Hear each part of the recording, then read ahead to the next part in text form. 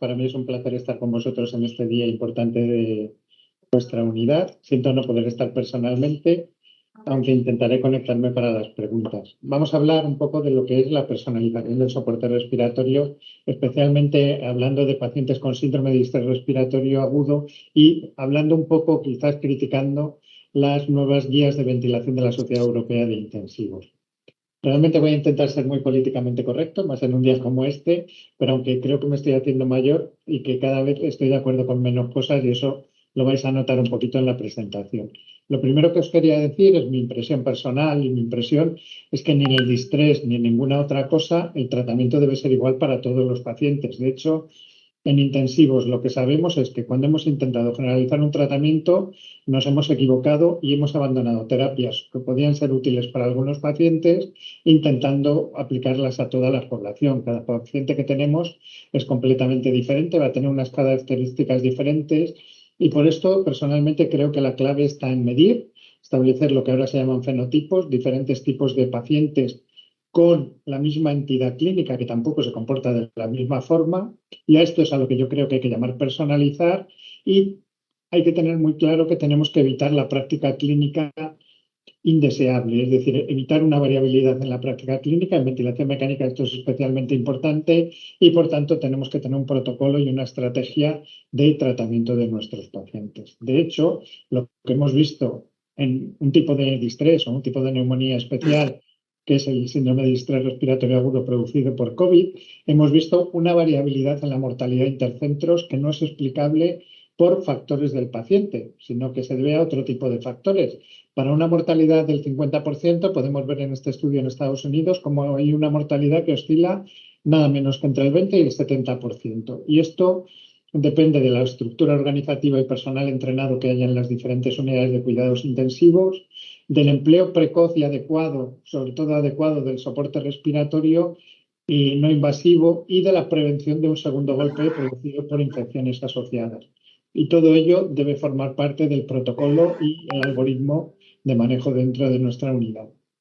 Cuando hablamos de personalización, esta es la evolución que ha llevado la medicina en los últimos años y estamos evolucionando hacia una medicina de precisión.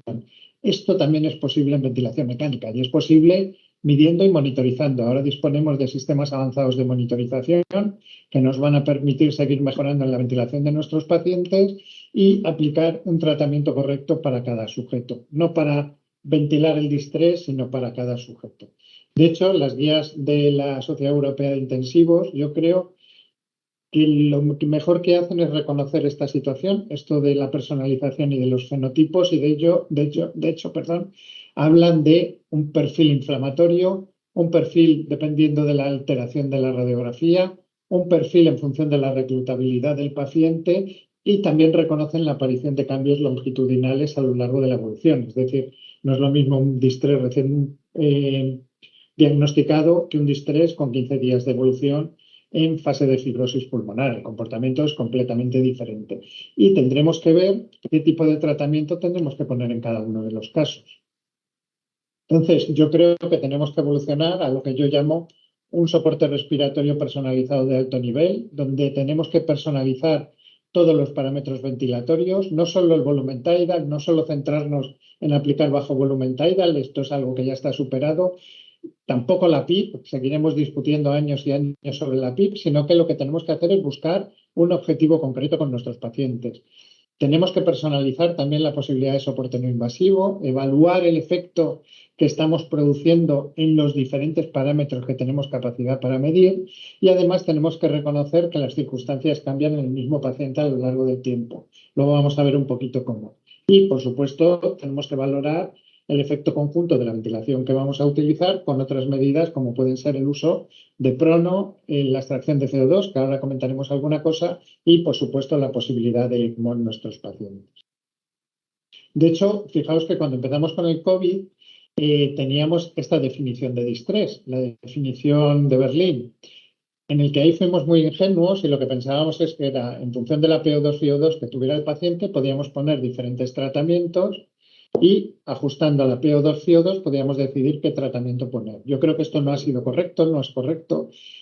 Creo realmente que lo importante para estratificar a los pacientes y la posibilidad de tratamiento, y veis cómo ha cambiado todos los parámetros de tratamiento de la tabla de Berlín, hablando de PIB y volumen tidal adecuado, porque yo creo que no tiene sentido hablar de alto y bajo, depende de la capacidad residual funcional de cada paciente. Y si esta escala la hiciéramos pensando en la compliancia y el espacio muerto, entonces sí que podemos distinguir diferentes escalones de tratamiento y quizás es a donde hubiéramos debido evolucionar. Sin embargo, el cambio que se ha hecho en la definición de distrés ha sido otra. La dirección que ha tenido el cambio en la dirección es meter en esta definición a pacientes no solo en ventilación mecánica, independientemente del nivel de PIB, la incorporación de la SAFI y incorporación de la ecografía pulmonar como técnica de diagnóstico. Esto es útil y es importante, pero claro, cuando establecemos diferentes tipos de pacientes con distrés, estos son los casos que ponen ellos en la definición, claro, vamos a llamar distrés al paciente intubado en una situación de shock séptico con un fallo respiratorio agudo grave y con una PAFI de 150, y también de un paciente que está con un sistema de bajo flujo de administración de oxígeno en sitios donde no tengan tanta capacidad, o esta paciente que está todavía en situación o a lo mejor no necesita ventilación mecánica, pero está en situación de gafas nasales de alto flujo. Personalmente pienso que no es lo mismo y con esta definición nueva lo que sí que vamos a hacer es reducir la mortalidad del distrés, porque vamos a llamar distrés a pacientes más leves. Vamos a mejorar el reconocimiento del distrés en plantas de hospitalización y quizá eso sí que sea una parte muy importante de esta definición, pero realmente vamos a condicionar el tratamiento de estos pacientes. Si os fijáis, nosotros ya en 2007 publicamos este artículo con el grupo de Andrés Esteban, donde vimos que había pacientes que cumplían criterios de distrés utilizando la clasificación anterior en plantas convencionales de hospitalización. Y lo que vimos es que estos pacientes con lo que se llamaba acute lung injury o síndrome de distrés en planta se reconocían muy rápidamente cuando el paciente tenía una patología pulmonar, en el caso de las neumonías, pero el reconocimiento era mucho más tardío en aquellos pacientes en los que el distrés tenía un origen extrapulmonar.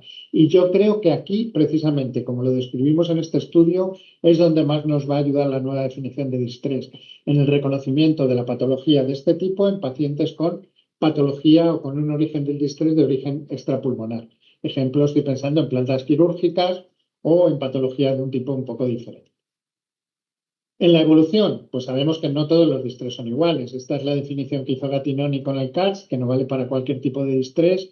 En un lado predomina menos afectación del parénquima pulmonar y el desequilibrio en la relación ventilación-perfusión, y en el otro predomina la alteración de la mecánica respiratoria. Yo creo que esto es una evolución temporal. Hay patologías que también tienden a producir más una que otra, pero esto en el CARS tiene que ver con la obesidad y colapso pulmonar con soporte no invasivo utilizado quizás de forma no adecuada o no hay otros medios para utilizar.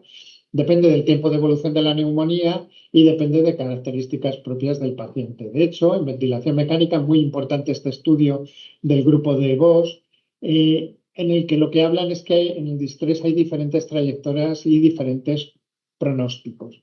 Estas trayectorias, cuando vemos que los pacientes tienen un incremento, necesitan un incremento en el mechanical power, es decir, tienen un deterioro de su mecánica respiratoria o tienen un incremento progresivo en el espacio muerto, aquí sí que vamos a ver una clara relación con la supervivencia. Dos tipos de pacientes que van a requerir seguramente tratamiento diferente también para controlar este mechanical power y que esto va a condicionar el tratamiento que le vamos a poder aplicar. ¿Y cómo manejamos a estos pacientes? Pues las guías de la Sociedad Europea lo que nos dicen es: soporte no invasivo, pues depende. No se puede recomendar con qué hacerlo. Volumen tidal entre 4 y 8 mililitros kilo, manteniendo una presión plató inferior a 30. PIB, individualizar, pero no sabemos cómo. Maniobras de reclutamiento no recomendadas y si acaso muy poco, durante poco tiempo. Prono, si PAFI por debajo de 150 y PIB de 5 centímetros de agua. Un distrés que va prono es muy raro que esté, a no ser que sea un fenotipo especial, con este nivel de PIB. Relajación si los pacientes tienen neumotórax. ECMO en ECMO Center, siguiendo los pasos de Leolia, y extracción de CO2 únicamente en ECMO Centers y con sistemas de ECMO de alto flujo y en ensayos clínicos. Realmente a mí me surge una duda y la duda es, siguiendo las guías, ¿podemos ventilar a este paciente? ¿Podemos ventilar a este paciente con distrés? ¿Sabríamos qué hacer? ¿Solo ajustar el volumen tidal y decidir qué PIP no sabemos cómo nos puede ayudar?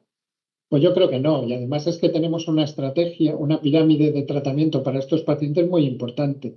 Cuando estamos hablando con distrés, sobre todo si hablamos en diferentes grados, como habla la nueva definición, tenemos desde la mayoría de los pacientes que van a tener insuficiencia respiratoria aguda, que van a recibir sistemas de bajo flujo de oxigenación, sistemas de alto flujo y los sistemas de ventilación no invasiva, la gran utilidad en los pacientes que es la ventilación mecánica invasiva y en algún grupo de pacientes en los que utilizamos técnicas extracorpóreas. Para esto, ¿qué creo? Para mejorar esta pirámide que necesitamos tener sistemas de alerta de deterioro clínico en las fases precoces, que los sistemas de alto flujo y no invasiva se utilicen con monitorización adecuada y contactar con centros de ECMO en los centros que no tengamos disponibilidad de técnicas extracorpóreas.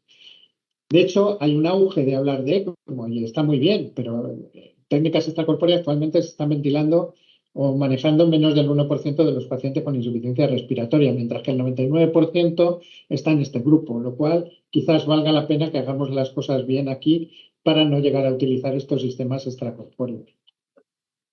¿Y cómo manejamos a los pacientes? ¿Cómo hacemos nosotros? Pues cuando hablamos de soporte respiratorio no invasivo, pues ya sabéis que hay mucha controversia entre si lo intubamos pronto, si utilizamos CPAP, si utilizamos alto flujo. Bueno, nosotros, siempre que es posible, intentamos utilizar soporte no invasivo. Siempre lo hacemos con monitorización adecuada de los pacientes y con personal perfectamente entrenado. Personal, en nuestro caso, de UCI o de cuidados intermedios, que depende de nuestra unidad. Este es un ejemplo de un paciente con 62 años, con un Ventimas al 40%, con buena saturación, sin datos de trabajo respiratorio, pero que en 48 horas, fijaos, desarrolla un cuadro de deterioro clínico muy evidente. Aquí sí que empieza a desarrollar aumento de trabajo respiratorio. Esto es una simulación con una presión transpulmonar muy elevada. ¿Y esto es PESILI? Pues no lo sé, no lo sé. A mí me cuesta creerlo. Si el paciente no está con trabajo respiratorio inicialmente, no tiene por qué ser. Lo que estamos viendo son situaciones de colapso. Y de hecho, muchas veces cuando intubamos a estos pacientes, vemos que al abrir cambia poderosamente la imagen. De todas formas, nosotros de elección, en estos casos graves de insuficiencia respiratoria, utilizamos CPAP en una estrategia combinada con cánulas nasales de alto flujo. Hay estudios que demuestran, como este del JAMA, la superioridad del uso de CPAP y lo que es muy importante, eso sí, es el intercambio de interfases en pacientes que van a necesitar un soporte no invasivo durante un tiempo prolongado para evitar pues, las complicaciones que aparecen, ¿no? Generalmente, cuando utilizamos estos sistemas, utilizamos más CPAP o niveles muy bajos de presión de soporte, precisamente para evitar los excesos de presión transpulmonar en estos pacientes. ¿Y cómo creo que hay que hacerlo? Pues siempre con monitorización adecuada y con personal capacitado. Lo que no vale es poner sistemas de oxigenación, sistemas de alto flujo, sistemas de no invasiva en un medio en el que no se utilizan adecuadamente, porque entonces sí que vamos a tener complicaciones. Si la estrategia no nos funciona y tenemos que intubar al paciente, pues nosotros lo que hacemos es, me gusta mucho este esquema, no vamos a comentarlo todo porque no nos da tiempo, pero es una estrategia de soporte respiratorio de protección pulmonar diafragmática de ventrículo derecho, cerebral y muscular. ¿Y cómo lo hacemos? Pues evitando el reclutamiento, la sobredistensión y controlando el drive inspiratorio de nuestros pacientes. Lo que hacemos en definitiva es una estrategia de soporte respiratorio no pulmonar, sino de protección del paciente. ¿Cómo hacemos esto? Pues como os he dicho al principio, tenemos un protocolo. Este es nuestro protocolo que no sirve solo para ventilación de pacientes con distrés, sino para cualquier paciente con insuficiencia respiratoria aguda, incluso crónica, que va a necesitar soporte de alto nivel. Bueno, nos basamos en las medidas habituales de control del volumen tidal en función de la PRF fundamentalmente, y esto lo hacemos en la clínica controlando la driving pressure fundamentalmente, y utilizando el PIP trial como base para el ajuste de PIP, estimando el potencial de reclutamiento. De hecho, para ajustar la PIP lo que hacemos es utilizar, ver la presión de apertura, ver si el pulmón es reclutable o no y luego buscando la mejor compliance posible, a veces con técnicas avanzadas y a veces. ¿Qué pretendemos? Pues minimizar el estrés, el strain y el strain rate, controlando los diferentes parámetros de ventilación y fundamentalmente, más que el mechanical power, controlamos la presión plató y el driving pressure, que es lo que nosotros tenemos para controlar el mechanical power de nuestros pacientes. ¿Y qué buscamos? Pues la máxima apertura de pulmón útil, con la mínima presión de distensión y el menor estrés mecánico, consiguiendo una distribución homogénea de la ventilación. Primero, lo que hacemos es hacer un diagnóstico mediante mecánica pulmonar básica de qué es lo que tienen nuestros pacientes, componente obstructivo, restrictivo, driving pressure, ajuste de volumen tidal. Y el segundo paso es el ajuste de la PIP. Buscamos la mejor compliance global en general. En casos avanzados utilizamos la compliance regional y a partir de ahí ajustamos el volumen tidal para tener nuestra presión de distensión objetivo. Posteriormente, según va evolucionando el paciente, controlamos los diferentes parámetros en función de su trabajo respiratorio y el espacio muerto. Y siempre teniendo en cuenta, para minimizar la sedanalgesia de los pacientes, sobre todo el uso de opiáceos, valorar la posibilidad de que mantengan su esfuerzo. A veces utilizamos técnicas avanzadas, en nuestro caso de elección utilizamos la tomografía de impedancia eléctrica, donde podemos ver mapas de nuestros pacientes como estos, en los que podemos estimar la sobredistensión, que yo creo que es el gran caballo de batalla de la ventilación mecánica, frente al colapso pulmonar. Con estos mapas lo que hacemos es establecer con una maniobra de un PIP trial el punto en el que tengo la mínima distensión del pulmón con la menor cantidad de colapso posible pulmonar. Y así es como ajustamos la PIP. En este caso sería el nivel de PIP y a partir de aquí ajustaríamos el volumen tidal. ¿Por qué? Porque ¿qué PIP utilizamos en nuestros pacientes? Pues depende. No soy gallego, pero casi. En pacientes con COVID-19, la PIP que hemos utilizado, por ejemplo, ha variado entre 5 y 24 centímetros de agua. Y en no COVID, pues igual. Fijaos, aquí tenéis 4 casos. Los dos son distintos. Una deprimido, PIP 16, PIP 5. COVID, PIP 5, fijaos, la destrucción pulmonar producida no por la ventilación, sino en este caso por embolias de pulmón repetidas. Y aquí tenemos un COVID-19 con una PIP de 24, COVID-19, sí, perdón, con una PIP de 24 para mantener la apertura pulmonar. Y es que hay pacientes, hay fenotipos, hay diferentes tipos de pacientes. ¿Y qué es lo que sucede? Por ejemplo, me gusta mucho esta imagen en los pulmones con fibrosis pulmonar ya, que fijaos que no tiene nada de colapso pulmonar. Cuando hacemos una medición de la PIP óptima en este paciente buscando la mejor compliance, vemos que con mínima elevación de PIP, que ojo, que aquí corresponde a 4 centímetros de agua, si subimos de aquí vamos a producir una enorme sobredistensión pulmonar sin conseguir ningún beneficio. Y ojo con este tipo de pacientes con pulmones fibróticos que tienen especial fragilidad para destrucciones pulmonares. Si esto no funciona, pues utilizamos evidentemente el prono, que no es que sea una estrategia, es que es el tratamiento de elección del síndrome de estrés grave. Y si no nos funciona el prono con la combinación de ventilación mecánica avanzada, pues utilizamos ECMO en nuestro... Nosotros trasladamos al centro de referencia, hablamos con ellos y trasladamos a los pacientes con ECMO. Pero ojo, hay un grupo de pacientes que no son candidatos a ECMO por diferentes circunstancias, en los que no somos capaces de mantener una ventilación protectora y en ese caso pues tenemos diferentes posibilidades. Una posibilidad es utilizar la ventilación en la PRV, pero la PRV hay que utilizarla bien, este es el patrón como lo utilizamos nosotros con TACAP, acortando muchísimo el tiempo expiratorio y utilizando como si fuera una CPAP, pero bueno, realmente hay muy poca gente que la utiliza así, generalmente se utiliza como una ventilación controlada por presión con un tiempo inspiratorio prolongado. Aún así, con buena utilización de la PRV, la mortalidad descrita es muy elevada. Con lo cual, se nos acaban mucho las estrategias y no podemos meter a los pacientes en ECMO porque no esté indicado, no tengan indicación, no tienen los criterios de Leolia, pero tenemos pacientes que tienen necesidad de una ventilación protectora. Y en este caso es donde quizá estaría indicada la extracción de CO2. ¿Qué pasa con la extracción de CO2? Que se han realizado 2 estudios, fundamentalmente que tiene un grave problema, que es que intentan poner extracción de CO2 para hacer ventilación ultraprotectora en pacientes que no lo necesitaban, porque se les podía hacer ventilación protectora con una ventilación convencional. ¿Y qué descubren? Pues que la extracción de CO2 no reduce la mortalidad. ¿Y cómo la va a reducir? Yo pienso que si no tengo un problema, de solucionar, ¿qué es lo que voy a mejorar? Es decir, si no tengo un problema, lo que voy a ver son complicaciones potenciales del ECOR, como puede ser el sangrado, sin ver beneficios, porque ya puedo mantener una ventilación protectora sin necesidad de ese sistema. Entonces, yo creo que este sistema o estos sistemas tienen una indicación que serían aquellos pacientes en los que no somos capaces de mantener una estrategia protectora por baja compliance y baja eficiencia ventilatoria y que no son candidatos para ECMO.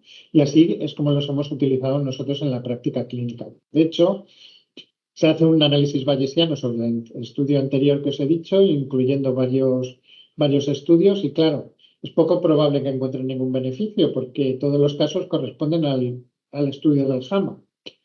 Entonces yo creo que lo que tenemos que hacer es intentar buscar indicaciones precisas para cada tratamiento y no buscar una generalización que, como en este caso, nos va a llevar a tratamientos inadecuados. Y lo mismo pasaría si lo hiciéramos en vez de con extracción de CO2 con el ECMO. Aquí podéis ver una serie de que hemos utilizado extracción de CO2 combinado con prono y con APRV en pacientes con COVID muy severo que tenían un respiratory score, es decir, una probabilidad de supervivencia incluso en ECMO por debajo del 33% y que hemos conseguido una supervivencia del 50%. Bueno, ya os digo que lo que nos tenemos que centrar fundamentalmente es el 99% de los pacientes y sí que creo que es muy importante utilizar, además, sistemas de monitorización avanzada. También tenemos sistemas de monitorización avanzada para la analgosedación. Nosotros controlamos, y es muy importante, la prevención del delirio, prevenir la analgosedación de nuestros pacientes excesiva, empleando sistemas de control de la nocifección. Actualmente estamos utilizando estos sistemas que los llamamos ADAS, sistemas de ayuda a la decisión clínica, que nos permiten ajustar esta dosis en los pacientes. Y sobre todo, importante en la unidad tener personal entrenado y capacitado para la atención de estos pacientes. Necesitamos cuidados de alto nivel de enfermería, necesitamos la incorporación de fisioterapeutas en la UCI que nos ayuden con todo el problema de la movilización y también con fisioterapia respiratoria.